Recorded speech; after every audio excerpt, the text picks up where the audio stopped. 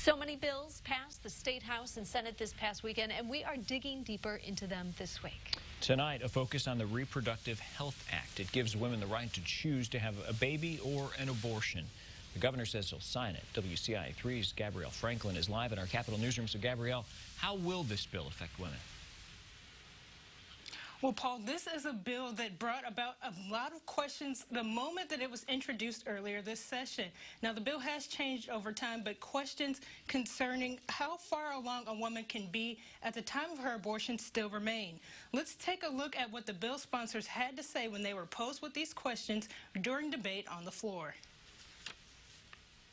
The Reproductive Health Act repeals the Illinois Abortion Law of 1975 and Partial Birth Abortion Ban Act. Sponsors say their goal is to make abortion like any other health care, leaving those against it with a lot of questions about abortions on viable babies, meaning babies that could survive outside the womb. Will the Reproductive Health Act now allow partial birth abortions to be performed in Illinois?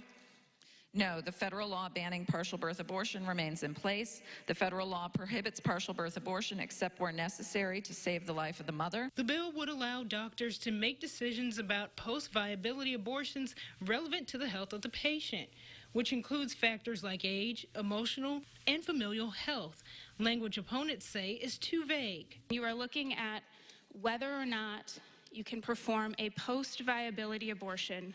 We heard that current practice under the current statute that we have, that would only be allowed if a patient is in the act of dying.